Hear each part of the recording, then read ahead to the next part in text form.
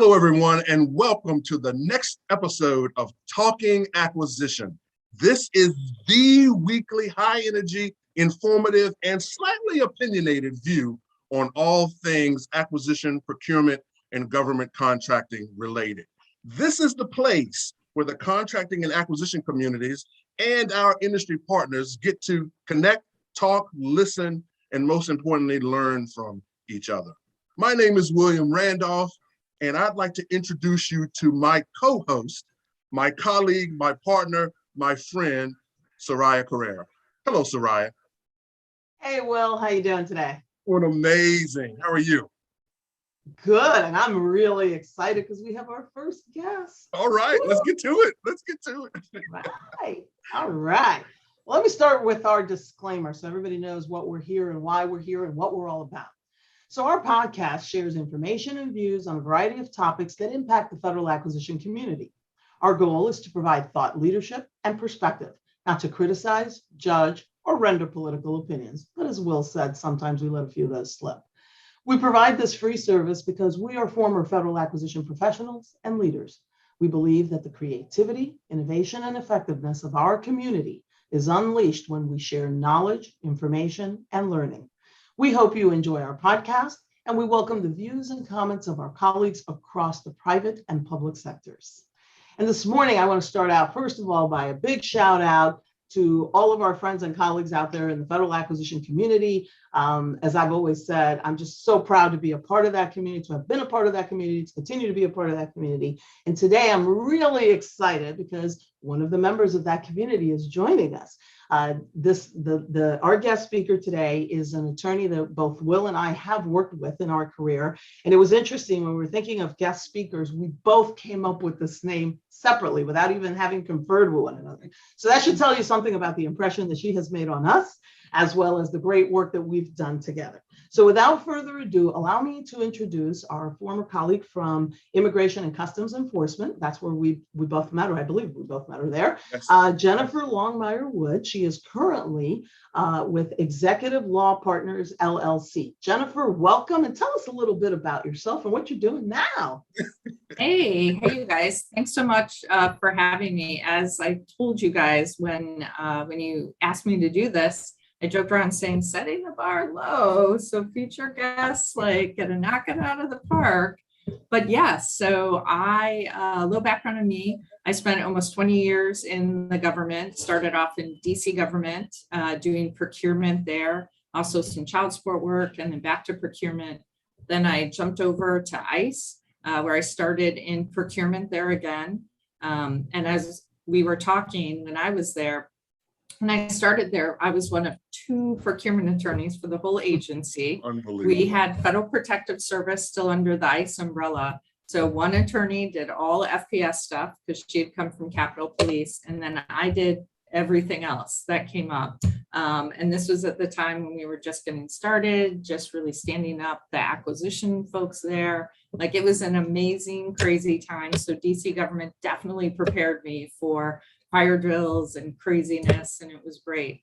ICE was wonderful. I got to work with both of you there, and along with some colleagues, Nina Soraya, who was over FPS doing procurement work, and we did some great stuff there. ICE was also fantastic. It gave me opportunity to grow. I was a chief counsel for a while. I was a deputy over the chief counsel on the East Coast for a while, and then I'm back into the procurement world where I love to be, where it's never a boring day. I left ICE in 2019 to kind of go pursue some other things, and so one of them is XLP that allows me as of counsel to sort of come and go and set my schedule, which is wonderful as a mom of 2 teenagers. I also do some consulting on the side with some other folks with another firm I started, Ray Saluta. So I miss the government. It was so much fun. Will and I were talking about just sort of problem solving and making things happen. But this sort of Gen Part 2 is a lot of fun as well. And I get to spend some time this morning with you guys. Awesome. That's fantastic. Well, thank you. Thank you so much for joining us. I just want to highlight a couple things that you said. Yes, Nina Ferraro introduced us. Yes. Because Nina was over FPS procurement, and now she's the deputy chief procurement officer at Hey. was recently announced. And I've worked with Nina for quite a long time, and just a fantastic person. But also, when you talk about immigration and customs enforcement, I'm excited to hear what you have to say today, because they have no shortage of challenges there. I was their first head of contract when we stood up the department. And I just remember the challenges we had back then, let alone as we've progressed. But certainly they've come a long way. So let's give a big shout out to our friends at ICE. Hello, good morning, my friends at ICE. I hope you're on the line and hearing all the great things we're going to say about you. But with that, I'm going to turn it over to my co-host, Will Randolph, who will introduce our topic of the day. So Jennifer, thank you, Sarai. So Jennifer, I have this phrase that I use all the time: bring your lawyer with you. Okay. So from a standpoint of just our experiences in government, specifically in the times we've worked together, when you think about it from a procurement perspective, what do you think is the value proposition? I know what I know is the value proposition of having your lawyer not only on the team, but what do you think is the value proposition of having the lawyer in the mix early and often from a standpoint of advancing a given agency's acquisition goals and objectives? Yeah, that's a great question, Will. I mean, I'm biased. I'm an attorney, so I'm going to be like, yes, I should always be in the room. But it is, I think, depending on where you are in the procurement process, also depending on what type of procurement it is, definitely. So in general, like on small stuff, the repetitive stuff that's going to happen every day, sometimes there's a better way to build that mousetrap. And so talking with your attorney is where you can bounce ideas off, or help manage the client on those things that happen every day. Definitely on the bigger acquisitions, again, the thing is getting the attorney involved early means, to me, because I love to ask a lot of questions and understand why are we doing this? Why do we need this service? Why do we need this product? What are we trying to accomplish? Because I think that can help people frame like how are we going to do the acquisition then? What's the path we're going to start off with, first of all? And then as you're moving through that path, it can be, hey, what do we think the challenges are going to be? When the client comes in and they're like, we have 54 things we need to rate this vendor on. And we're like, yeah, that's too many. Let's narrow that and try and help them understand that. For the attorney, as the procurement goes forward, we're able to issue spot. Are we going to run into issues with protests along the way? And where do we need to do risk mitigation along the way? And so as we're moving forward into that, I sort of, for the attorneys I worked with, I would always say, we sort of know what's coming, so we know, is there a high probability we're going to get a protest? Yes, but we're going to mitigate it in this way.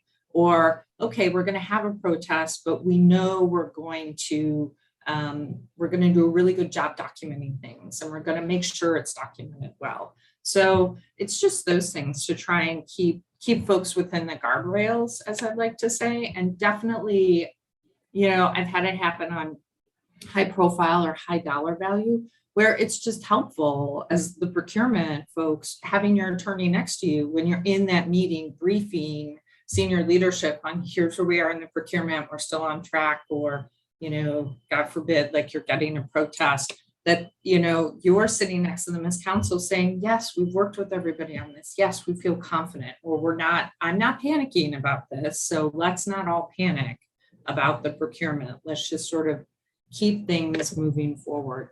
So I think it's a sounding board, it's a resource, and, kind of like, the calm, I like to think sometimes the calming mechanism in the room, that you're like, your attorneys are aware of what's going on. We're good. Agreed. Agreed. Yeah. I love it. So Sarai, I know this is probably I'm itching. fresh for you, these relationships. What are your thoughts there on those points? So first of all, Jennifer, you hit it right out of the ballpark. That's the truth. In fact, one of the things that I tried to do at DHS was bring us early, especially on the large, impactful procurements, the politically sensitive procurements, or the large dollar value, or the ones that we knew were going to have a lot of visibility, do some acquisition planning and bring the attorneys to the table. And I have often said this, and in fact, I think I said it in our last podcast. A lot of people think that lawyers are risk averse, and what they don't understand is the job of the attorney is to identify the risks of the procurement, and then it's our job to say, okay, here's how we think we can mitigate that risk, right? How we can work together to mitigate that risk. I've often said that just like talking to the program, and I agree with you, we come to the program together and ask our questions and get that briefing. That's why I like the planning cycle, because you get that briefing on what's the requirement, what's, what the parameters we got to live with, what's the budget, et cetera. What are the issues? What did we encounter if we did this before, or what we have seen elsewhere? But also, I think it's extremely important to then have that conversation, the procurement, having that conversation with the attorney, that is also a series of questions. Like, instead of saying, I want to do X, here's what I'm trying to achieve. Tell me how I get there. Get me there, right? And help me understand where my pitfalls are. So definitely agree on that. Talk to me a little bit, because sometimes you just mentioned something very important in your intro. You were one of 2 attorneys. So you can't be everywhere all the time. So let's talk a little bit about the reality of where we work, right? That we are all constrained when it comes to resources, especially legal and procurement. Talk a little bit about that. What's a good way to bring the attorney to the table when they're so overworked and overwhelmed? So I think one of the things that I did when I first started in DC government was, we were all fortunate that most of us were all in one building. There were a couple of departments elsewhere in the city, but the bulk of the acquisition people were in the same building. And when I started, my boss was like, oh yeah, they're like 2 floors below. If you ever have a question, you can just run down there. And so that's like, I went down the stairs, like, hi, I'm the new attorney. So part of it is getting folks to understand, new attorneys or new to procurement, like you're a government attorney, you're going to be overwhelmed, but you're going to especially be overwhelmed in procurement. So B, you cannot do it all, but C, go meet those people so that they know who you are and that you're available. A lot of it, also when I started before, they put like a muckety muck title on me, was going and talking with the head of, contracting and her deputy and saying, what do you guys need? Like, what, I'm here, my plate's already over full and it's my second day. Like, what are you concerned about? And so right away, they were able to say, hey, we have like these little things that we just want to get settled, whether it was we need a new template for something, or we need a better way to like contact you, like whatever that is. The communication piece is key, because then they understand where I am as the attorney. I understand where you guys are coming from. And we sort of had a list of, here are the things that we want to accomplish together outside of the day-to-day like procurement stuff, so like I said, whether it was designing templates, which we did for a bunch of stuff at ICE that just made everything flow much easier. Protest numbers dropped because, it wasn't 12 different contracts for the same, for guard services or beds, where I was like, we're going to have a template so everybody knows like what we're getting all the time. Some of it was just identifying training and saying, okay, let's figure out how we'll get training in here. A lot of it was just them knowing that they could email an attorney and that I would get back to them. Maybe not 5 minutes after they sent the email, but also they could call me. They could, I told them where my office was. Like, communication, key. Yeah, you just hit on one of my key buzzwords, one of the C's. I always talk about communication, consistency. I think it's extremely important. And I think you hit the nail on the head. You got to build that relationship before you need it.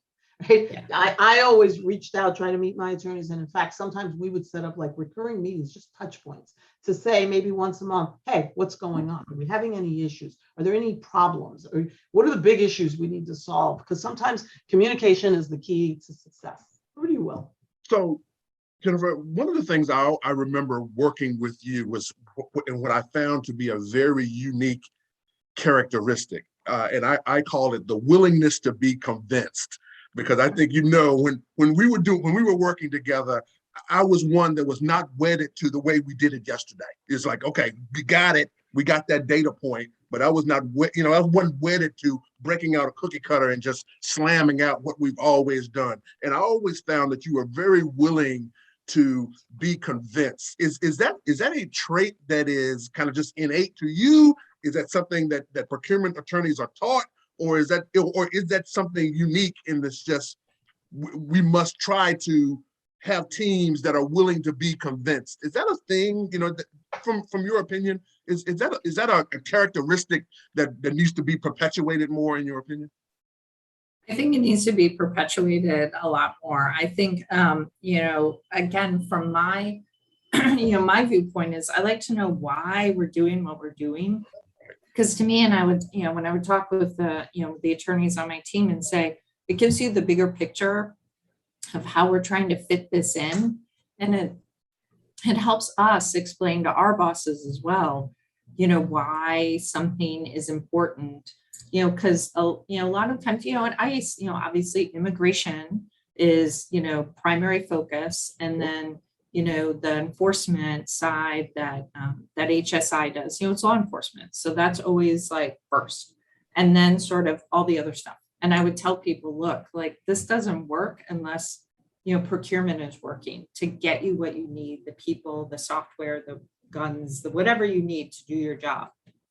And so it was really key that we understand, because there were times where, even as attorneys, we were not always, it was teaching the other attorneys like how important it is. Like, this is really important. Like, we need to get this procurement unstuck and it needs to move.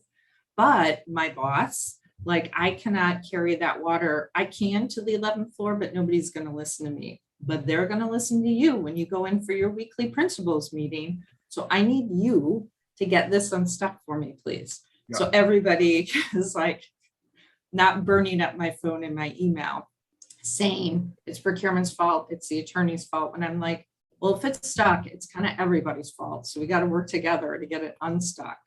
So I would, so my view is trying to get people to understand, like, we don't need to get into the weeds, but we kind of need to have the bigger picture, because then that helps. And then we're all talking and we might find where, hey, wait a minute, like somebody else has done this before. So maybe we can borrow some of that to do what we need to do here. That makes total sense. And I am so happy that I had that experience.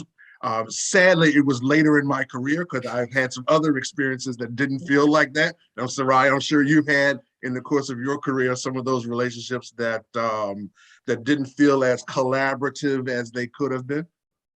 But you also have to look for that collaboration, right? I love the phrase willingness to be convinced. It's another way of saying listening to one another. That's really what we're talking about, because it's not unique to the attorneys. It's also us, the contracting community, the program officials, the financial people. We got to be willing to listen to one another and understand each other's perspectives. It's something that I constantly talk about. It's that how we interact and how we talk to one another and understand the positions that we are all taking and why we take them, right? Because we all come at it from a different perspective, right? Our roles are different. What we're looking at is very different. So I like that phrase, willingness to be convinced. And by the way, I apologize. We're on live TV and my phone went off. I apologize for that. But I want to continue the conversation. One of the things we talked about a little bit was purpose of procurement, right? And the purpose of procurement, right, is not only to buy the essential goods and services that are needed to conform to the mission, to support the missions. And all of the agencies have vital missions. You name it. I always use Social Security. They got to get those checks out, right? IRS, they got to take our money. No, just kidding. IRS, but they run our financial operations in the federal government. Kidding, I got to pay taxes. Anyway, but all these missions are extremely vital, and it is really important what we do. And the purpose of procurement is to support those missions, but there's a secondary purpose and a very important purpose to procurement. And that is to ensure fairness, competition, to ensure that those taxpayer dollars are being used wisely and judiciously, and to also support the socioeconomic programs of the president, the policy initiatives, et cetera, of the administration. So I thought I'd let you talk a little bit about that compliance side, right? How do we balance that mission need with that compliance, that ensuring that we can achieve all these goals and objectives we have while we effectively buy for the federal government to support the mission. Yeah, that's that's like a plane from Orlando Airport now flying over my hotel right now. Well, yes, very key. And also, yes, another very important aspect of procurement, but also, as you know, you would hear from the clients, also it can be a very frustrating aspect for them.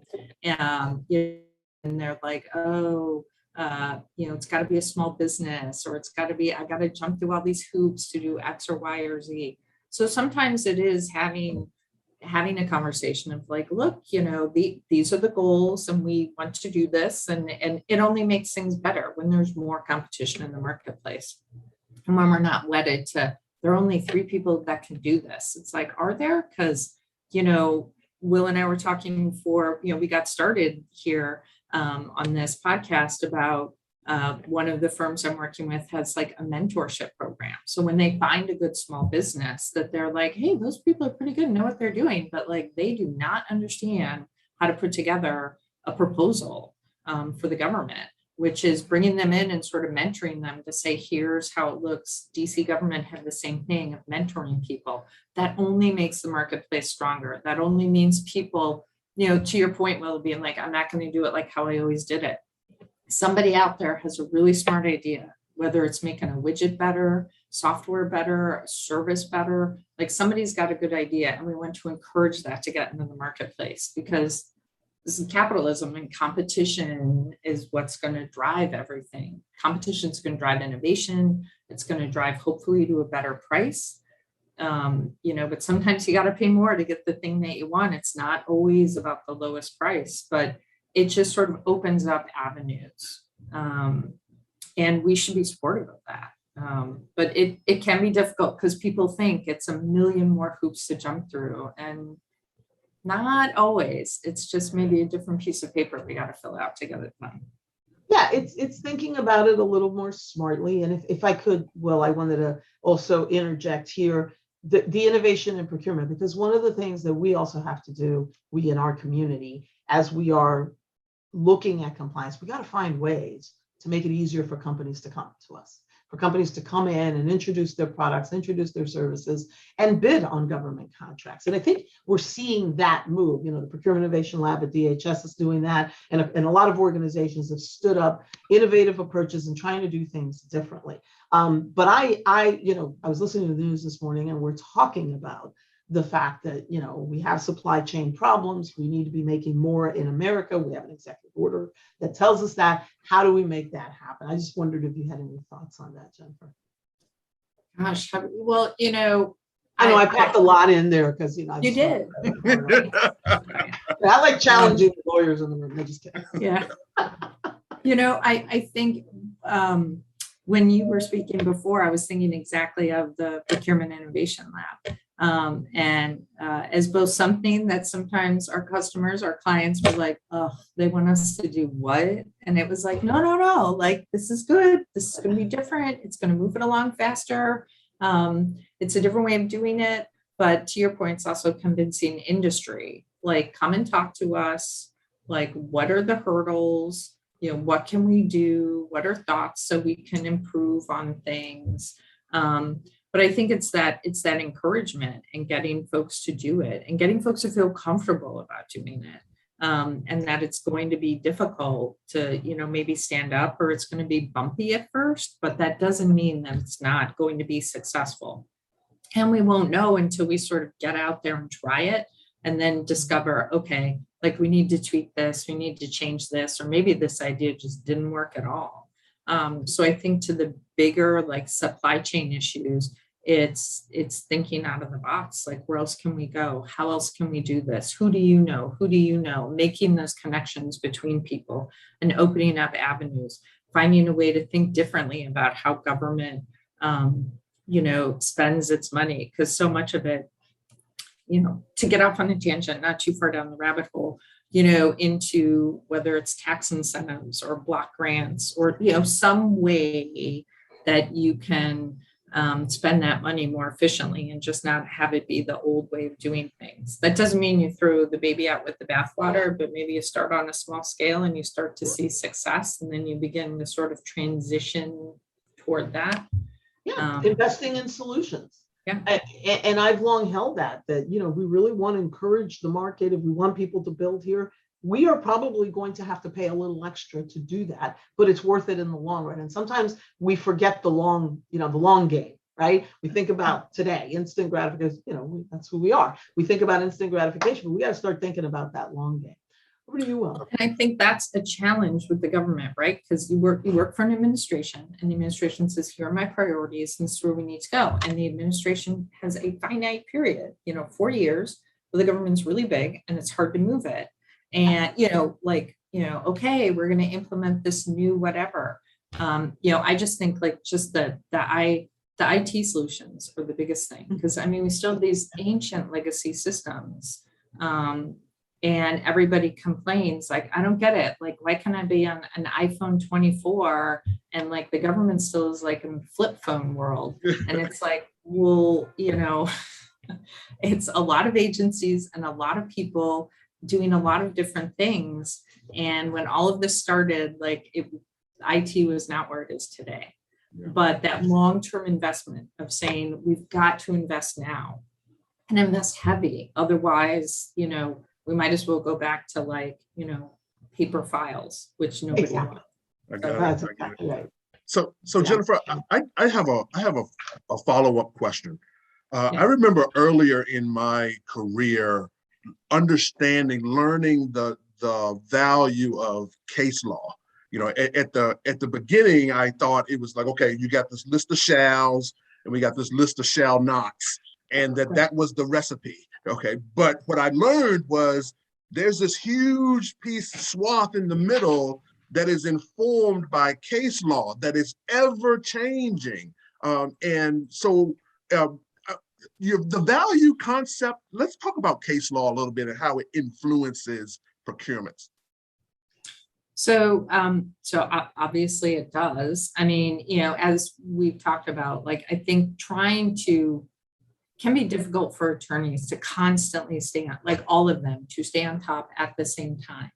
And so I know on my team, there were definitely folks who, we had one who was a former clerk from the COFC. So he was very well attuned on what was going on and sort of keeping us at our team meetings apprised of, hey, there was a new case. Well, if you have a really good team that communicates, and he was going, hey, there's this new case, suddenly other attorneys were starting to pay attention. And so we were having that conversation of, hey, there's this new case. So why come this other case? And so working with the procurement folks, because, it's one thing to send a bunch of attorneys to the West contract year in review, and we sit there all day for 3 days and somebody's up there walking you through every single, case that's going on, but sort of how we take those nuggets and get them back to the procurement folks. We tried different ways to do it. Some was a one pager of hey, this case is really important. Here's what it stands for. Here's the takeaways. Here's things we need to be mindful of. But that was sort of even too legally, for the acquisition folks. And so a lot of it came down to, again, just two things. One was just sort of in the daily communication as my team was working with the acquisition folks. And so whether it was saying, hey, case laws change a little bit. So, how they're looking at past performance, we need to be mindful of how we're writing that up. Or when we're evaluating things, we've got to watch the language. It needs to be consistent. Or this is the language that the courts are really poo-pooing on. So we need to, work on how we're going to write things up. The other piece was, for us as the attorneys and giving you guys training and really setting up a training schedule with the acquisition folks. So some was, acquisitions coming and saying, hey, every year we just want to do an overview of ABC with the contract specialists and the contracting officers.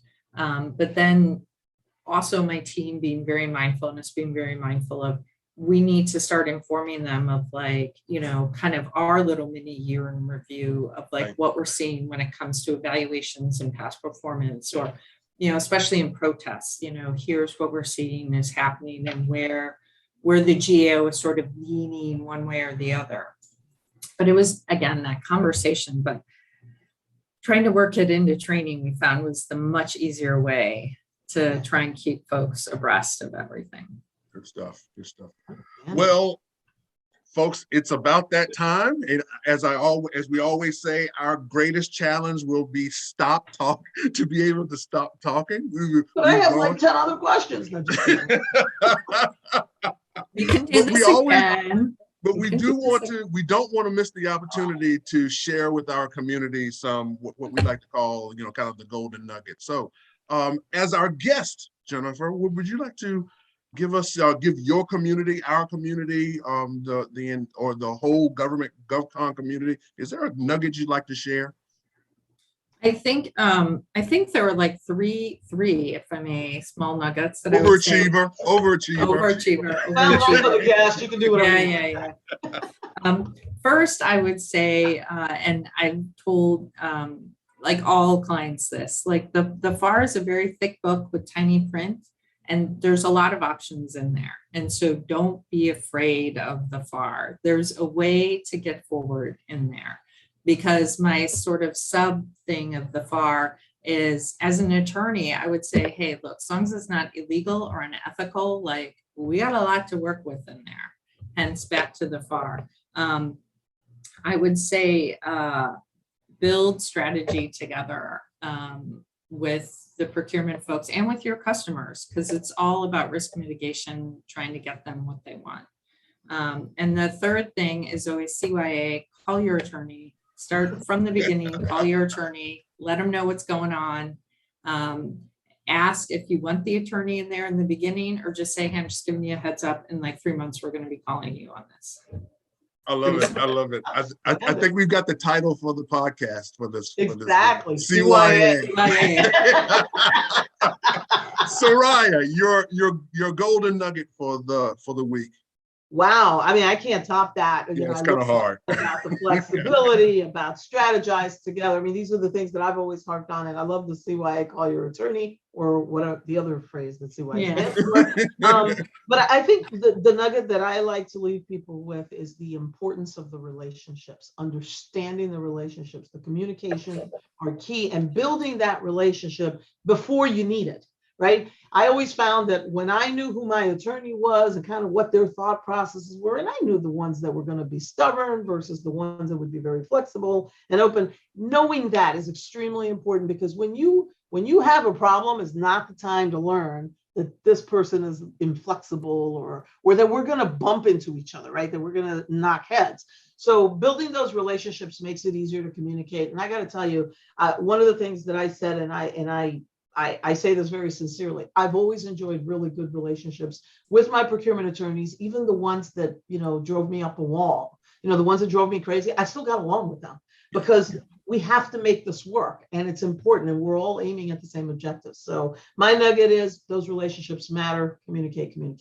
I love it. Man, y'all taking all the good ones. I told you. That's why I don't want to go first. Okay, so I think if I had to grab for one, it always costs more later. When I mean, if you don't involve people early, your lawyer early, your team members early, whenever you have to interject a solution downstream after you've been building for a couple of weeks or a couple of months, building a strategy, it always costs more. It's either more time, more money, more chaos, more pain, more administrative burden. It always costs more later. So, bring the people, get everybody upstream, get them involved early, because it always costs more later in the system. So, and with that, I think we've got another one in the books. Jennifer, thank you so very much. You've been an amazing guest. I appreciate it. And we didn't expect anything less than your ability to continue to deliver, as you did for us. I have fond memories of our time together. Soraya, another great episode in the books. Thank you so very much. Any last notes, Sarai? I just want to say a big thank you to Jennifer for joining us today and joining us in Talking Acquisition. It's always fun to see you, talk to you, and most importantly, thank you for your service. As much as I thank Will every week for the service, it takes people like us to make the government happen, and people like us are out there right now doing the job, and I hope they find this conversation helpful. But thank you for joining us, Jennifer. I love Well, that. thank you Sarai. both for having me. It's been fun. Let's do it again. Remember, it takes a village, from the most the most amenable attorney to the most stubborn one. Takes a village, and we all work together. And with Thank that, you both for your service. Thank you. thank you so very much.